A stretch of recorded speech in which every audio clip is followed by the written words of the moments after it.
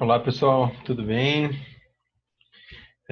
Pessoal, hoje nós estamos entrando aí nessa nossa fase quase que final, né, do bimestre também. Hoje é dia 8 de junho e nossas provas bimestrais começam já no final do mês, começo do mês, né, 1º de julho. E no próximo semestre, provavelmente tudo vai voltar ao normal.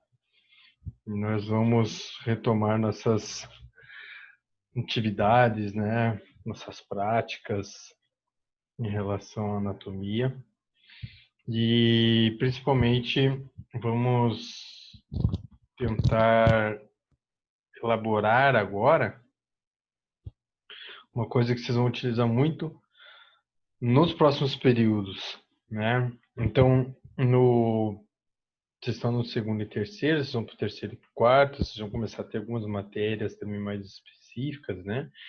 E eu gostaria muito que vocês começassem agora a utilizar um pouquinho da, do conhecimento que vocês obtiveram, né, no semestre passado, com a parte da anatomia, né, dos acidentes ósseos, e agora com a parte da anatomia em cima do sistema nervoso, né, dos dermátomos, miótomos que a gente falou, da parte da, das articulações, né, dos ligamentos, da ação muscular. Então, a ideia a partir de hoje, a gente vai ter aí mais 3 aulas. Deixa eu ver uma coisa aqui. Ó, nós vamos ter hoje essa aula. Temos 3 aulas, né? Dia 29 vai ser uma aula de revisão. Então, temos realmente 2 aulas, essa e mais 2 aulas. Então, nessas próximas aula de hoje, nas próximas 2 aulas, eu vou tentar passar para vocês uma parte bem legal, bem interessante, de casos clínicos, onde nós estaremos abordando e tentando identificar, através da parte da anatomia, algumas alterações, né? Ah, mas como que eu vou sentir? Como é que eu vou ver? Obviamente, eu não vou chegar aqui para vocês e falar assim, ó, veja qual que é o tipo de lesão muscular que ele vai... Não.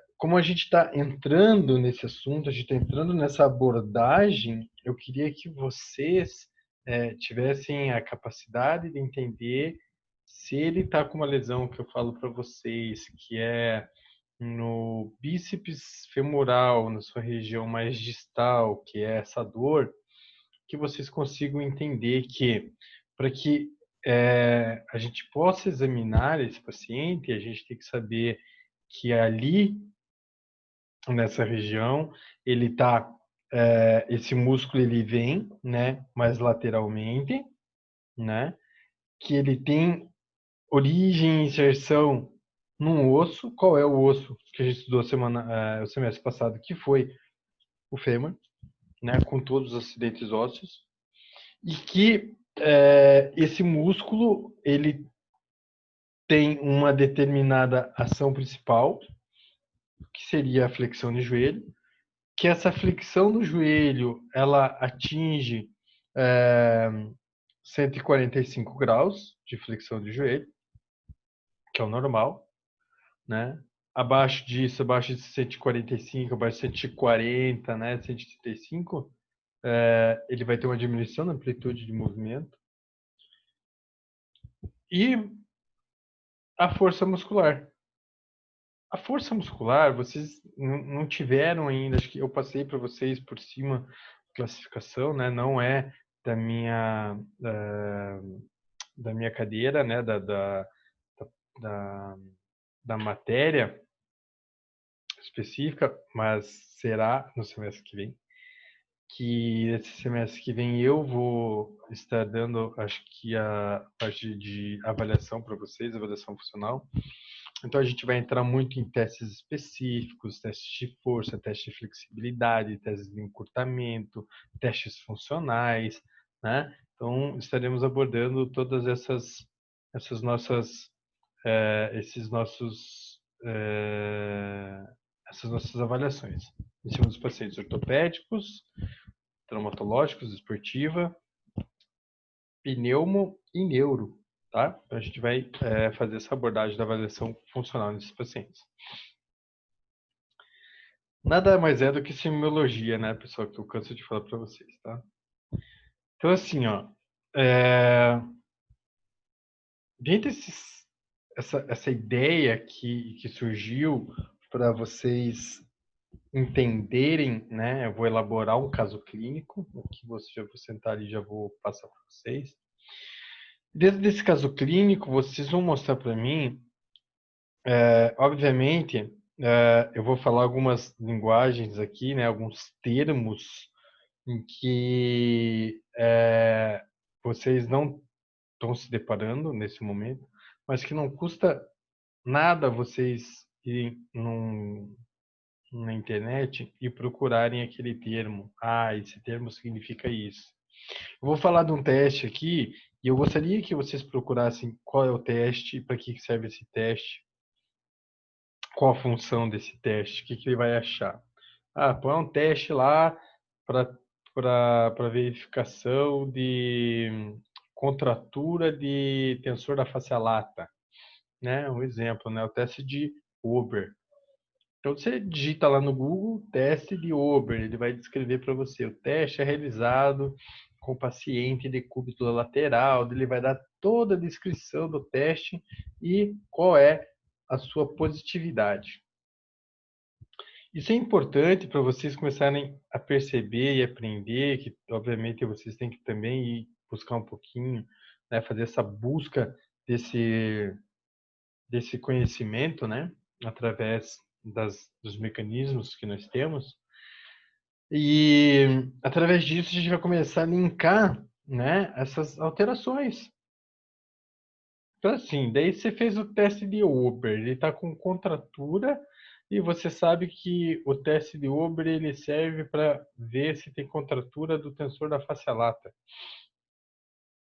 Se o músculo está contraturado, a gente estudou a fisiologia ali da contração muscular, significa que ele não está em estado de relaxamento. Depois a gente vai, obviamente, depois da avaliação funcional semestre que vem, vocês vão entrar em tratamentos e aí vocês vão entender o que fazer para relaxar um músculo que está contraturado, tirar essa dor, como liberar, né? Amplitude de movimento, força.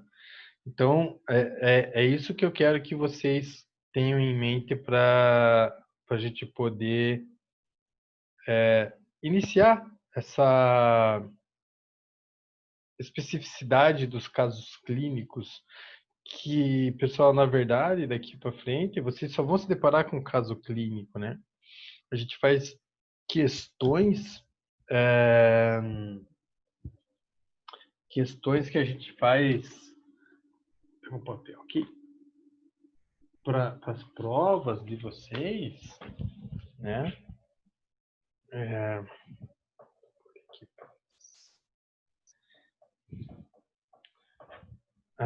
a maioria das questões, pessoal, elas estão voltadas meramente a casos clínicos, né? Então, o caso clínico lá de pneumologia, um caso clínico de neuro, um caso clínico de pediatria, só vão se deparar com caso clínico. E é nesses casos clínicos que a gente coloca o cérebro para funcionar em relação a tudo que vocês estudaram na anatomia. Porque se vocês não sabem a anatomia, vocês não vão conseguir fazer um diagnóstico correto.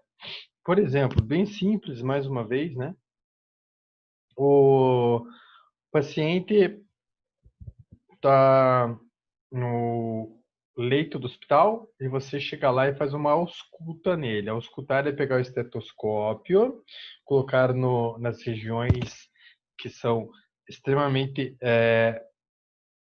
definidas para realizar a ausculta pulmonar, para você ver se ele tem alteração de murmúrio vesicular, que é a passagem do ar, se ela está aumentada, se ela está diminuída, se tem secreção, qual tipo de secreção, aonde que está a secreção. Se você não entende essa parte da anatomia, por isso vocês tiveram o sistema respiratório, que vocês viram o pulmão direito, o pulmão esquerdo, né? Lobo superior, lobo terço médio e inferior, né? Ápice, terço médio e base, né? Então é ali que a gente vai entender que existem situações em que irá acontecer de acúmulo de secreção na base do pulmão. Daí você vai escutar, você vai perceber, você consegue entender na anatomia, essa parte aqui é a base, né? Aqui né, a carina, aqui é o ápice esquerdo, e assim a gente consegue entender e diagnosticar, né, as nossas avaliações e fazer, desculpa, a gente consegue fazer as nossas avaliações e diagnosticar o nosso paciente de maneira cinesioterapêutica. Então, como a gente está falando um pouquinho mais de osso e um pouquinho mais de músculo, eu vou trazer essa vertente um pouquinho mais para ortopedia, né, e traumatologia, tá? Vamos conversar, vamos começar com casos clínicos, obviamente, bem tranquilos, né? Nada muito grosseiro, muito complexo para vocês, né? Justamente para vocês começarem a linkar e terem ideia do que é e o que não é um caso clínico em cima de um paciente para a gente poder avaliar aí o que seria interessante ou não. Porque assim, ó, eu vou dar um exemplo aqui agora, um caso clínico, vou montar aqui um caso clínico. Então, a gente coloca ali que um paciente, ó, um paciente com o nome dele LAL, que são as iniciais, né? A gente não pode eticamente soltar o nome do paciente, né? A gente não pode expor. Paciente LAL, 29 anos, sofreu uma queda de mesmo nível. O que é uma queda de mesmo nível? Poxa, professor, eu não sei o que significa isso. Obviamente, se a gente fosse procurar na internet, a gente vai entender que existem quedas que são de mesmo nível e quedas de outro nível.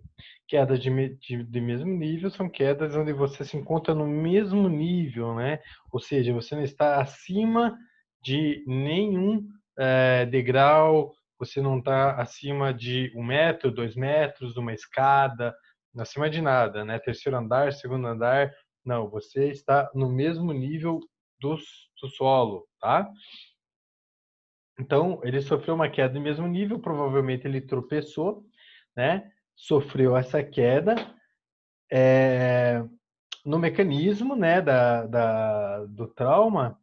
Ele, durante a queda, o que ele fez para se proteger? Colocou a mão é, na frente, né, para proteger o rosto durante o impacto.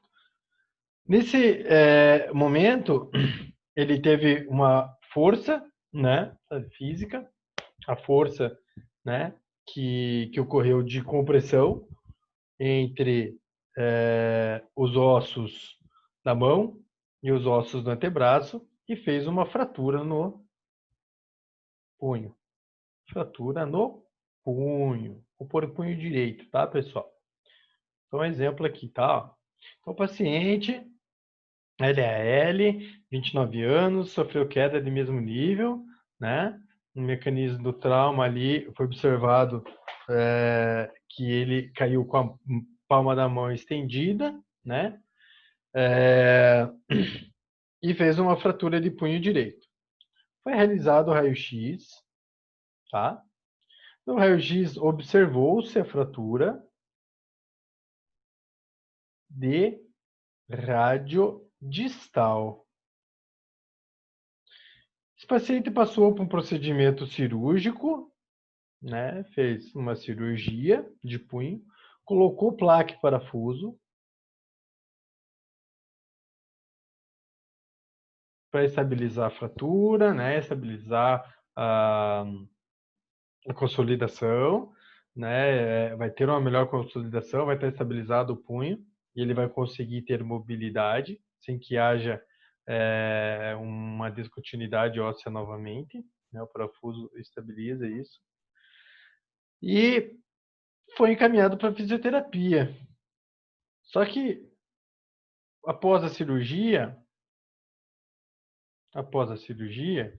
esse paciente ele ficou 21 dias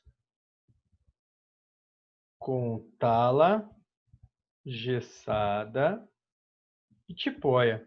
Né? É só um exemplo aqui. Né? Hoje, dificilmente eles fazem isso, mas é só para a gente entender aqui a nossa sequência de pensamento para avaliação. Então, ele veio para a fisioterapia, encaminhado, você vai fazer uma avaliação, né? A gente vai fazer uma anamnese, vamos ver se eu mostrei para vocês, né? A gente faz a anamnese. Dentro da anamnese, a gente coleta a história clínica desse paciente, que ele vai contar assim: eu estava saindo de um bar às 18 horas, tinha tomado algumas doses e ao que eu fui virar a esquina, me deparei com um paralelepípedo. Esse paralelepípedo fez eu tropeçar e eu caí, coloquei a mão na frente para não bater o rosto e fraturei o punho. Isso foi no dia tal, tal, tal, assim, assim, assado. Então você coletou a história clínica dele, vai coletar outras informações acerca de doenças associadas, história familiar, cirurgias prévias se ele já teve, a história da moléstia atual, a história da moléstia pregressa ou da doença atual, da doença pregressa, né? Antecedentes familiares, se ele toma medicamento de uso contínuo e tal. Então, são informações que são importantes da história clínica, tá? Isso aqui eu só estou citando só para vocês entenderem o raciocínio da nossa avaliação ali, tá? Que daí, depois lá na atividade, pessoal, eu vou deixar o caso clínico para vocês lá, tá? Lá na atividade. O caso clínico, ele vai ser extenso porque ele vai estar com toda essa história clínica, vai estar com todo, né? Tudo bonitinho, vocês só vão precisar linkar essa ideia. Então, aí, pessoal, depois da anamnese, o que a gente faz? A gente coleta a parte do exame físico. E depois a gente coleta o exame complementar. O que significa isso? A anamnese, o exame físico, o exame complementar são chamados de exame clínico. Isso é chamado tripé propedêutico, né? O tripé propedêutico é a anamnese, exame físico e exame complementar, tá? Quando realizada a anamnese, passamos para o segundo momento, que é o exame físico. E o exame físico é dividido em 4 momentos, tá? A inspeção, a palpação, a ausculta e a percussão. Inspeção, tudo que a gente visualiza, né? Tudo que a gente vê desse paciente. Obviamente, a hora que ele entra no nosso consultório, que ele senta na nossa frente, na nossa cadeira, nós começamos a observar como esse paciente está se comportando, né? Se ele está com a face com dor, né? A face com dor, se ele demonstra irritabilidade, se ele está com a coloração da pele boa, né? Você vai olhar o punho dele, vai verificar se o punho dele está ou não edemaciado, se tem uma cicatriz. Então, tudo que você puder visualizar desse paciente, você vai fazer uma anotação. Tudo que seja importante e relevante. Obviamente, você não vai visualizar lá, o cara chega de chinelo, o problema dele é no punho, você não vai visualizar lá e colocar lá na ficha que você viu que ele tem uma unha encravada no dedão do pé. Né? Não há necessidade disso, né? A não ser que você esteja tratando esse paciente Depois ele vem a reclamar e você percebeu que ele tem um hálux valgo, né? A famosa joanete. Aí você pode colocar e deve colocar na ficha que ele tem essa alteração morfológica anatômica, né? Do hálux ali, do primeiro dedo, do pé. Na sequência, pessoal, vem a parte que eu acho a mais importante, né? Além da tudo que a gente vê, depois a gente vai lá palpar para ter certeza, né? Eu vi o edema, agora eu vou palpar para sentir o edema, né? E ver se realmente existe esse edema. Então, eu vou fazer a palpação, ou seja, usar agora o tato, né? O tato para eu perceber como que isso está em relação à minha visualização, aquilo que eu inspecionei. Então, aquilo que eu fiz em inspeção, agora, será que ele bate com a minha palpação? Né? Então, eu inspecionei que ele estava lá com cara de dor, lá segurando o braço, aquele cara estava assim. Aí você vai lá palpar, ele tá felizão, né? Não sentiu dor na palpação, alguma coisa tá errada, né? Parado e tava com dor, você palpou, ele não tem dor? Estranho, né?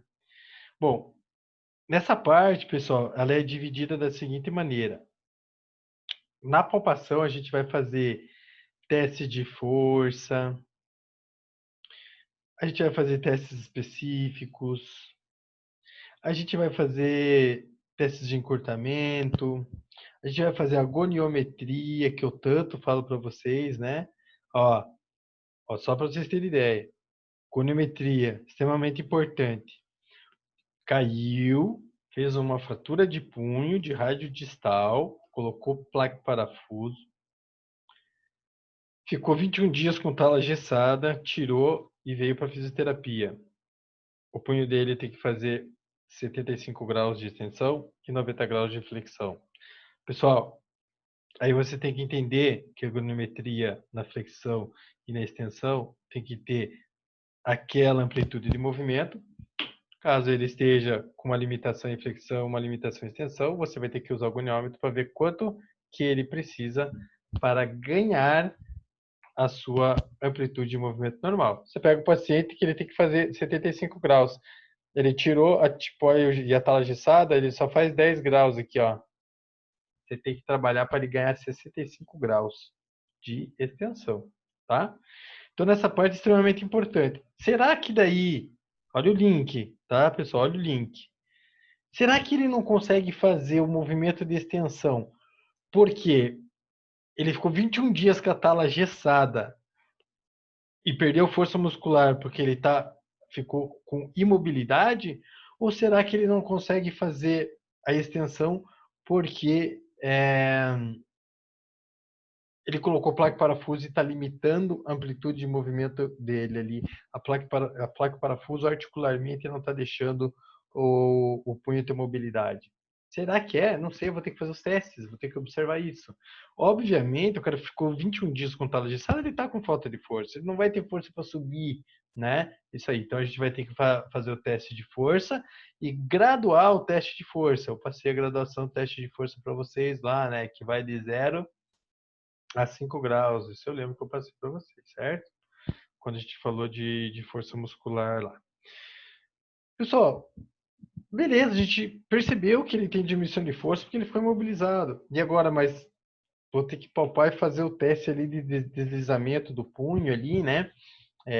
Radioulnar distal, carpo radial, né? Radiocarpal, para ver se essa mobilidade está presente ou não. Porque se ela estiver bloqueada, provavelmente seja placa parafuso. Se ela não estiver bloqueada, provavelmente seja só falta de força ou encurtamento muscular. Então, eu vou ter que fazer todos esses testes específicos para eu poder entender aonde que eu vou atuar na minha conduta fisioterapêutica, né? Então, teste de força muscular, testes específicos, testes de encurtamento, goniometria. Vocês vão aprender no semestre que vem, né, a fazer perimetria, mensuração, tá? Então, tudo isso a gente utiliza dentro da palpação, certo? Os testes funcionais também. A ausculta, pessoal, a ausculta, ela é através do estetoscópio, né? A gente pode auscultar um paciente. A gente pode pegar um paciente que ele tem 29 anos, fez fratura de punho, mas tem um problema respiratório. Eu faço a ausculta pulmonar nele, né? E a percussão, dentro da ortopedia, a gente utiliza, por exemplo, um diapasão, né? Que é para verificar se a vibração ali do diapasão vai gerar um processo, né? Vai percutir sobre o local lesionado ou da dor do paciente, se existe ali alteração, né, do processo inflamatório pela dor, tá? Então, a ausculta e percussão, obviamente, na parte da ortopedia, ela não é muito utilizada. É mais a inspeção e palpação. Mas, obviamente, se você pegar um paciente que ele tem alterações cardiorrespiratórias, você vai ter que auscultar esse paciente. E é sempre bom você auscultar para verificar a PA dele, a pressão arterial, né? Verifica a pressão arterial dele, né? Bonitinho. E daí você ausculta o pulmão para ver se ele tem um número vesicular ali normal, tá? Então, pessoal, vocês conseguiram entender que esse paciente que caiu e fez uma fratura de punho e ficou imobilizado, ele tirou o gesso e agora eu vou dar a chancela para vocês aqui, ó. Ele fez uma fratura de rádio distal, tá? A parte mais distal do rádio, né? Mas, pessoal, você olhou no raio-x lá, que é a terceira parte, que são os exames complementares, ele chegou com o raio-x lá para você, e você viu que a placa parafuso não está chegando nem perto da articulação distal ali, na parte distal. Então, significa que ele não tem bloqueio articular, ele só não consegue levantar estender o punho porque ele não tem força muscular. Por quê? Porque você foi lá e fez teste de força muscular nele, de extensores do punho, e viu que ele tem grau 1 ou grau 2, onde o grau 2 ele não vence a gravidade, o grau 1 ele só tem a contração muscular. Ele só contrai, mas não tem força para levantar, ele só contrai os extensores. No 2 ele levanta, mas não vence a gravidade. Você isola a gravidade e daí ele consegue fazer o movimento do punho. Vocês conseguiram entender como é importante vocês fazerem isso, para a gente poder entender e diagnosticar? Daí eu falo para vocês, qual é o músculo mais importante que vocês vão ter que trabalhar e entender aqui para esse paciente? São os músculos que estão, obviamente, todos que estão circundando ali, né? Periarticular ali, tudo.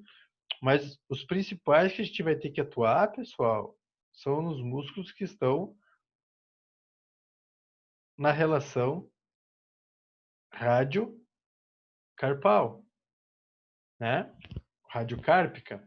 Que são, então, qual músculo que eu tenho aqui? O extensor curto e o extensor longo, né? Do rádio, do punho, desculpa, né? Extensor radial do carpo, do curto e o longo. E o flexor, né? Radial do carpo. Então, esses músculos a gente vai ter que dar ênfase, porque para ele fazer o movimento correto, ele vai ter que ter a relação agonista, né? Desses músculos bem preservados junto com esse sinergista. Então a gente tem que trabalhar isso de uma maneira correta. Então a gente consegue entender que nessa região quais os músculos estão inseridos ali, né? Da onde que ele vem originado, qual que se insere ali? Se ele se insere ali, qual é a ação desse músculo, tá? Então é importante ter a gente perceber a ação para a gente ver qual é a função que a gente precisa trabalhar. Extensão, flexão, desvio radial, desvio ulnar, né? Uma pronação, uma supinação, uma pronação, a gente tem que entender essa vertente, tá, pessoal? Então, isso que eu quero trazer para vocês. O outro caso que eu vou deixar explícito aqui é o seguinte: o paciente ele apresenta dor no joelho, direito, na região medial do joelho, tá? Região de dentro do joelho, lembra lá, né? Tem o côndilo medial, o côndilo lateral, né? A interlinha articular medial e lateral. Então, ele tem uma dor no joelho direito, na região medial, mais ou menos 4 dias após jogo de futebol, onde relata que ao dominar a bola e girar, o pé ficou preso no chão. Estava jogando futebol sintético, outras vezes no futebol de salão, o pé ficou preso e ele fez o entorse. E tá doendo a região medial dele, tá? O paciente tem 38 anos e é atleta de final de semana, tá? Então, eu vou colocar ali, né, o exemplo no caso clínico para vocês, né? O paciente é tabagista, fuma tantos cigarros por dia, ele é etilista, tem doenças crônicas associadas, uma diabetes, hipertensão e tal. Depois, né, no caso clínico em si, eu vou esclarecer bem para vocês isso. Só que eu quero deixar claro aqui agora o seguinte, que vocês entendam que a dor dele é no joelho direito, região medial, tá? Ele veio para nós e vamos entrar com a nossa avaliação. Pessoal, nessa avaliação, eu vou ter que entender todos os testes específicos que eu vou realizar, né? Obviamente, não vou cobrar isso de vocês agora, porque eu vou citar, mas vocês podem procurar e eu vou falando aqui também, mas é só para vocês entenderem. Eu poderia fazer um teste de compressão de Apley, eu poderia fazer o teste de sinal de Smile, né? Eu poderia fazer o teste de compressão, de McMurray, né? Eu poderia fazer o teste de Stayman, né? Todos esses testes aqui, eles iam me fornecer dados, vamos dizer que qualitativos em relação à dor, né? Doeu muito pouco e você ainda pode até jogar numa escala de EVA essa dor quando você fizer o teste. Mas se ele sentir que é positivo, sempre que ele for positivo é porque ele sentiu dor, né? Se ele sentiu dor ou bloqueio no movimento, significa que o teste deu positivo. Daí, pessoal, eu não posso me deparar só nisso, porque o joelho é uma estrutura muito interessante, que ele não tem só esses testes voltados para o menisco, já que a gente pensou na região medial, né? Mas eu também posso pensar na região medial em cima dos ligamentos, que foi o que a gente falou na semana retrasada, né? Poxa, o joelho ele tem os ligamentos, ele tem o ligamento colateral medial, ligamento colateral lateral, ligamento cruzado anterior, ligamento cruzado posterior. Então vamos fazer um teste do ligamento colateral medial, né? Que é a parte que ele sente dor. Você vai lá, palpa ele. Ai, sentiu uma dorzinha no colateral medial. E você vai lá, faz o estresse em valgo. Então o estresse em valgo ele vai mostrar para nós se abriu, né, um pouquinho essa relação da articulação entre a tíbia e o fêmur, né? Geralmente mais do que 2 centímetros ali é sinal de ruptura. Ele pode ter rompido também, né, associado à lesão de menisco. E também já faço de ligamento cruzado anterior e posterior, né, fazendo o teste de gaveta, tá? Então, assim, eu vou deixar descrito o teste, se eu não falar para que serve o teste, vocês simplesmente procuram o teste para saber, é teste de sinal de Clark, né? É só vocês irem buscar lá que vocês vão entender para que serve o sinal de Clark, tá? É só um exemplo, tá, pessoal? E aí, então, eu fiz o teste de ligamento cruzado anterior, ligamento colateral medial e os testes de menisco. Vou ver qual que deu positivo. Em cima disso, agora, pessoal, a gente está tratando o quê? Vendo o quê? Ligamento, né, e a parte articular. Só que isso tudo envolve a parte muscular também, já que ele vai sentir dor, calor, rubor, edema, perda de função, processo inflamatório, e vai ter uma fraqueza muscular. E quem que está envolvido, né, nessa situação, já que vai envolver o joelho com a fraqueza muscular? Pessoal, todos os músculos que estão relacionados aos movimentos do joelho. Então, eu vou pegar o reto femoral, o vasto medial, o vasto lateral, né? O grácil. Eu vou pegar o semitendíneo, o semimembranoso, o bíceps femoral, né? Os músculos isquiotibiais, o músculo quadríceps, que é anterior, os isquiotibiais posterior. Vou pegar os adutores, vou pegar os abdutores, tá? E avaliar tudo isso, pessoal, para ver quais desses músculos estão com a função que não estão com a sua função preservada. Quando ele não está com a função preservada, o que vai acontecer? Vai ter um déficit de força muscular. Esse déficit de força muscular vai afetar o joelho. Obviamente, se for uma lesão pequena, se for uma lesão grande, se for um pós-operatório, se ficou imobilizado, se não ficou imobilizado, tudo isso vai conotar para nós, né, essa parte complexa da gente poder entender o mecanismo que gerou a lesão com a anatomia, né? Então, assim, o que gerou lesão? A entorse. O que ele fez entorse? Entorse do quê? Foi do músculo? Não. Quem que faz entorse? Se entorse faz entorse de ligamento, porque é a articulação que torce. E quem que segura a articulação? Os ligamentos. Né? Entenderam isso? Que eu quero que vocês percebam. Ah, ele sofreu uma pancada e teve uma dor, e a dor está bem no meio da perna. Então está pegando o veio muscular da parte anterior ou posterior da coxa. Aí é uma lesão muscular. Daí você vai lá e vai palpar. Será que foi no reto femoral? Será que foi um pouquinho mais ali no vasto medial, no tensor da face lata? Ele vai uma paulistinha, né? Aquelas coisas de futebol que a gente escuta bastante. Ou caiu, bateu, né, na quina, em algum lugar. E aí, vocês podem relacionar tudo isso com tudo que vocês aprenderam. Porque, ó, ele caiu e bateu o joelho, tá doendo bem na borda aqui no lado de fora. Aí você vai entender que você vai ter que ir lá palpar, ver ali tem um músculo, tem um tensor da face lata que vai passar por ali, né? E vai até, por isso ele é chamado também de trato da banda iliotibial, né?